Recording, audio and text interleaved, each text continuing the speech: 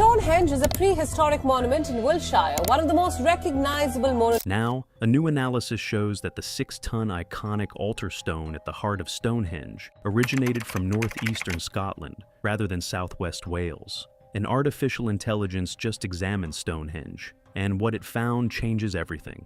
A research team fed every scan, every excavation report, every acoustic measurement, and every astronomical alignment ever recorded at this monument into an AI. Thousands of data points spanning decades of research. The system processed it all in weeks. And when the results loaded, acoustical engineer Trevor Cox at the University of Salford stared at the output without speaking. His colleague Rupert Till read it twice and quietly asked if the system had made an error. It hadn't. The AI had reached a conclusion no one in that room expected. One that reclassifies Stonehenge entirely, not as a temple, not as a calendar, as something far more unsettling. And what it was built to do to the people inside it is something no researcher was prepared to hear. Here is something most people do not realize. When Stonehenge first started out, it looked nothing like what we see today. The monument went through multiple phases of construction, spanning roughly 1,500 years, beginning around 3000 BC, as a circular ditch with wooden posts. Over centuries, the builders tore it apart and rebuilt it again and again, each time repositioning stones, adding new elements, refining the design. Later, researchers noted the stone count corresponds loosely with a 30-day month. Certain stones could mark the start of 3 10-day weeks, but the AI was not interested in calendar theories. It was looking at something nobody had thought to look for. When the system processed the complete archaeological record, geological surveys, magnetic field measurements, engineering reconstructions, it flagged a pattern. The stones were not chosen for appearance. They were not chosen for symbolism. Every single stone was chosen for what it could do. Here is the catch. Each stone contributes specific acoustic, magnetic, and resonant properties to a larger system.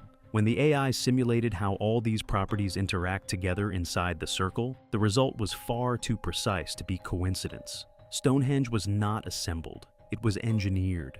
Engineered to affect the human beings who stepped inside it. And we now have the science to prove it. In 2020, Trevor Cox and his team at the University of Salford conducted the most detailed acoustic study of Stonehenge ever attempted. They built a precise 1:2 scale model using 3-dimensional printed stones, arranged in the exact configuration of the original monument, placed it inside a specially designed acoustic chamber, and ran hundreds of tests, voice recordings, musical instruments, frequency sweeps across the entire audible spectrum. What they found shook them. Inside the stone circle, voices sounded fuller, richer, more powerful than anything Neolithic people would have, experienced in daily life. Sound did not scatter and die the way it does in open fields. It held together, it concentrated. Drums generated vibrations that wrapped around listeners from every direction, creating what Cox later described as an almost immersive wall of sound. But here is the detail that stopped the team cold. Despite the massive stone surfaces surrounding them, there were no echoes. None.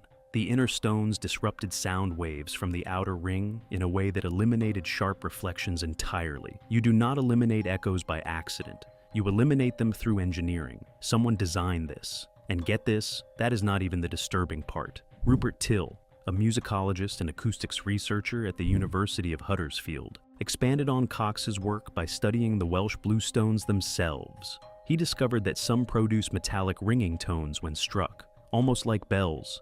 The region they were quarried from is called Maen Clochog in Welsh, ringing, stones. The Neolithic builders selected these specific rocks from a site 150 miles away because they rang, not the rocks next door. Not the rocks 10 miles out. Rocks from 150 miles away, hauled across brutal terrain because they made the right sound. Then Till found something else. Something he initially did not want to publish. The stone arrangement produces low-frequency resonance, deep vibrations below the threshold of conscious hearing. Scientists call it infrasound. You do not hear infrasound with your ears. You feel it in your chest, in your bones, in your gut. Now, here is where it gets dark. Infrasound does not just create physical sensations, it creates emotional ones, and not subtle ones. Laboratory studies have shown that subjects exposed to infrasound at specific frequencies report chills down their spine, sudden dread, crushing pressure on their chest, and the unshakable feeling of being watched. Some see flickering shadows at the edges of their vision. Others feel a primal, overwhelming urge to flee, a deep animal panic that has no rational explanation. In controlled environments, researchers have watched calm, rational adults become visibly distressed within minutes of exposure, all from sound waves they could not consciously hear. And that is not even the worst part. Infrasound also induces heightened suggestibility and emotional vulnerability. Your rational mind stays intact. You can still think clearly, but your body is screaming that something powerful and invisible is standing right beside you. And in that state, you will believe almost anything someone in authority tells you. When Cox explained the implications to journalists, his voice went flat. The kind of quiet that fills a room when someone realizes they have found something they were not supposed to find. The acoustic properties of Stonehenge were not incidental.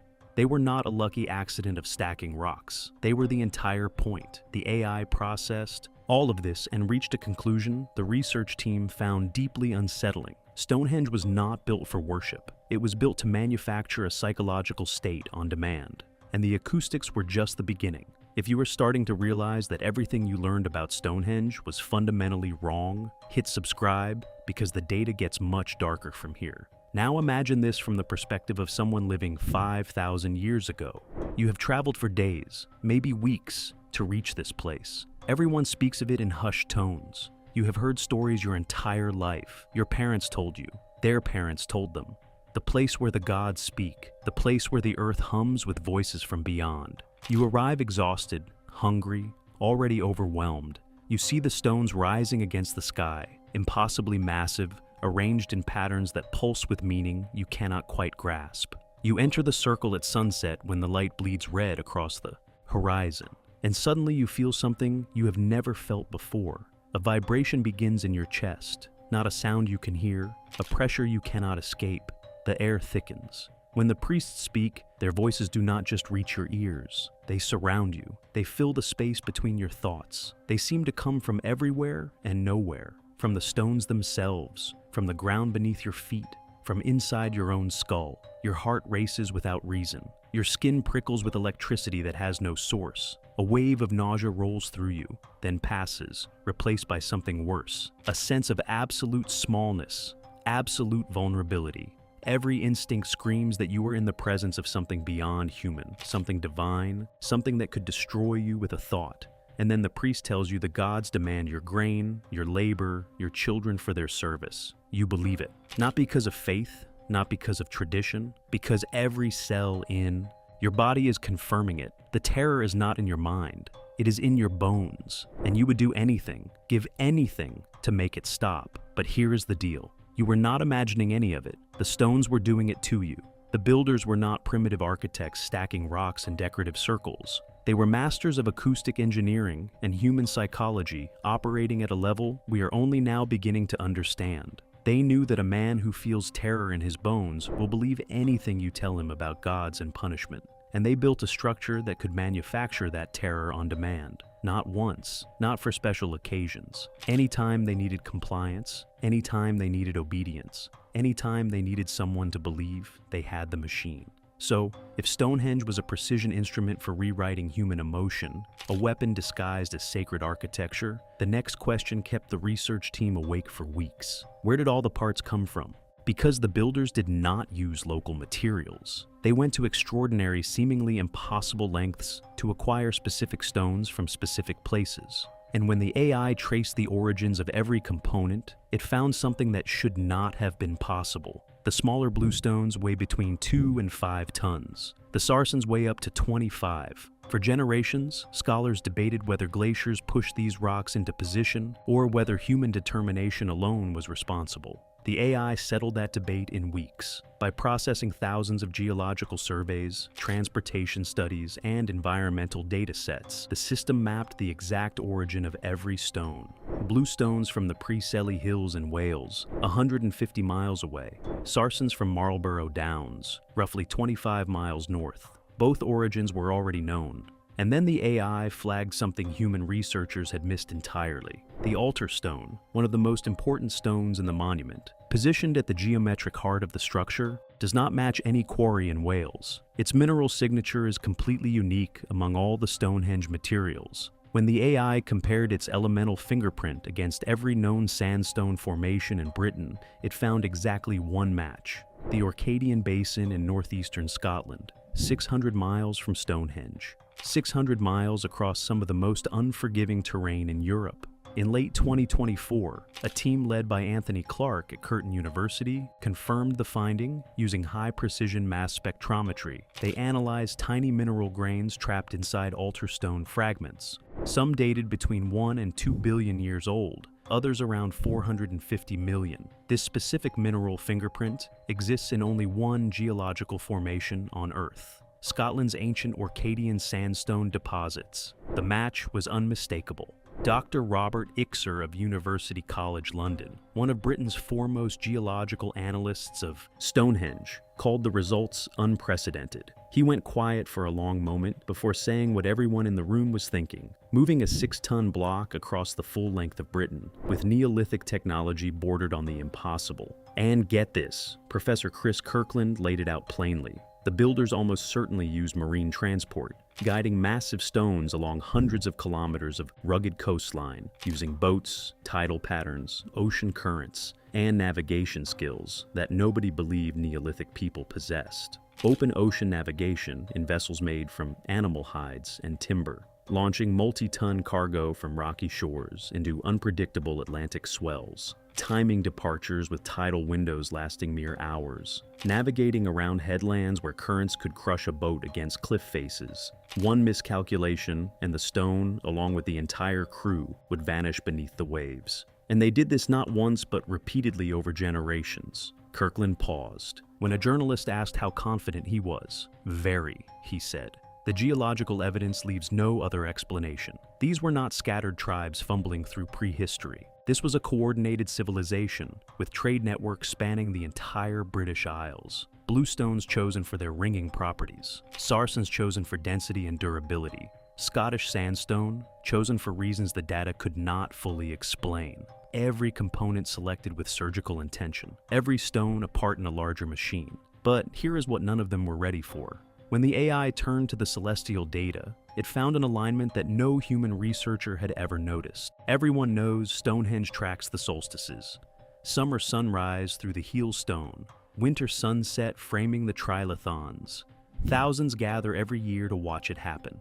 We assumed that was the point. We were only seeing half the picture when the AI cross-referenced every stone's position against reconstructed star maps. From 5,000 years ago, it detected another alignment far more subtle than the solar events, one that researchers missed because they were not looking for it. Dr. Giulio Magli, an archaeoastronomer at the Politecnico di Milano, who has spent decades mapping celestial alignments in ancient monuments across 3 continents, reviewed the AI's methodology line by line. When he finished, he sat back in his chair and did not speak for nearly a minute. Then he confirmed it. The celestial geometry pointed to something he had never encountered in 30 years of research. Stonehenge is aimed at a mathematically empty region of the night sky. The builders hauled stones 600 miles from Scotland. They selected rocks that ring like bells from Wales. They engineered acoustics that rewrite human psychology. They invested centuries of labor, spanning generations, who lived and died without seeing the finished structure.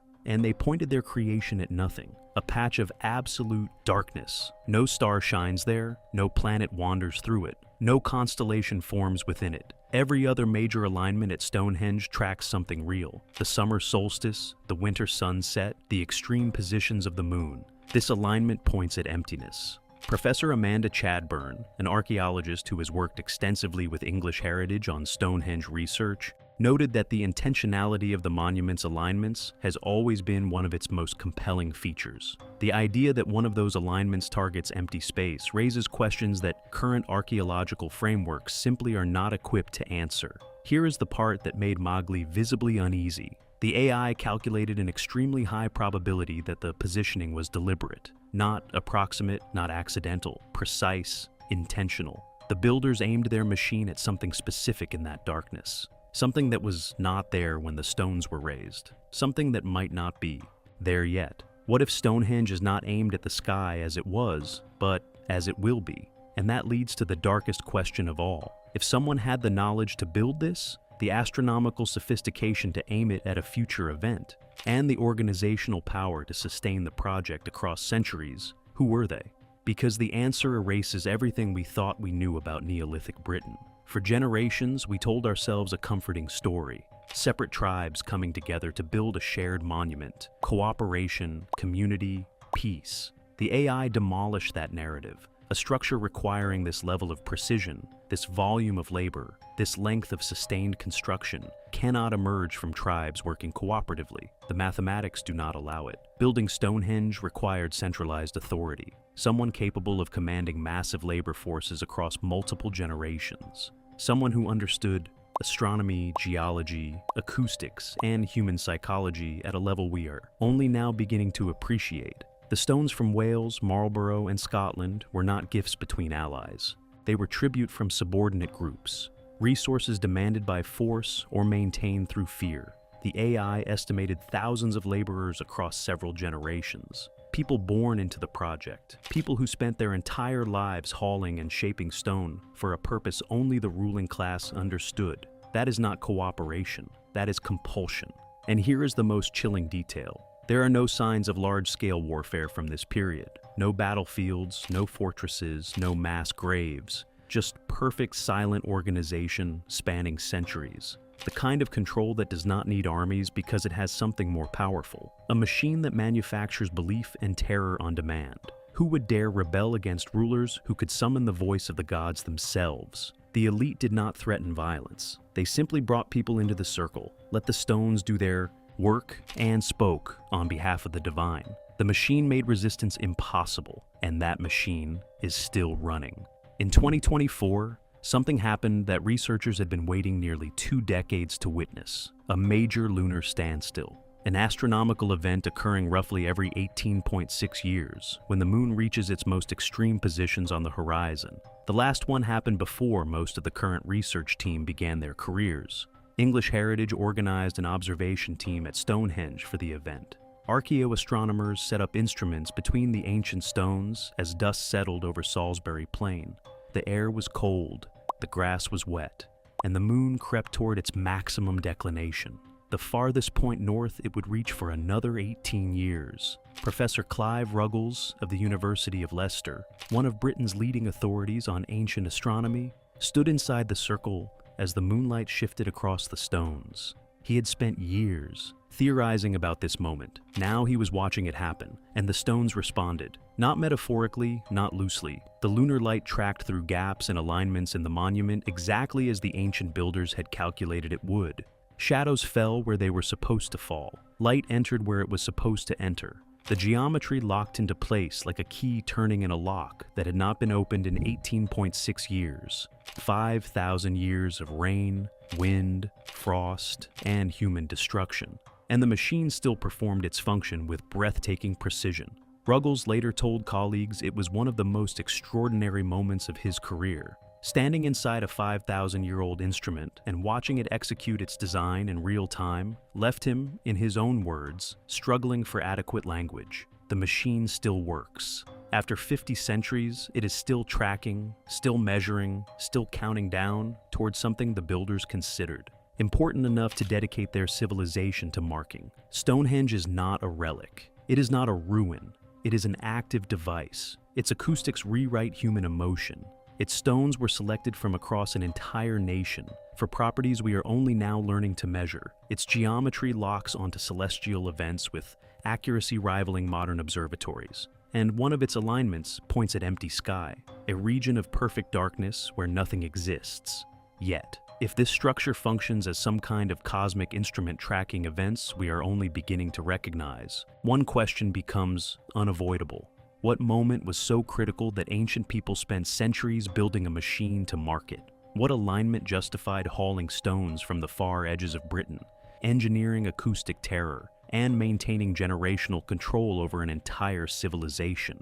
What happens when that empty patch of sky is no longer empty? 5,000 years ago, a civilization far more advanced than anyone imagined built a machine from carefully selected stone, precisely engineered sound, and starlight. They aimed it at an empty patch of sky, and they waited. The machine is still running. So here's the question I want you to answer in the comments. What do you think Stonehenge is really counting toward? A celestial event? Something we have not discovered yet? Drop your theory below. I read every single one. If this changed the way you think about Stonehenge, hit that like button. It helps more people find this. And subscribe and turn on notifications so you do not miss what is coming next. Because we are pulling the thread on ancient sites all over the world, and what we are finding is going to change everything. We are just getting started.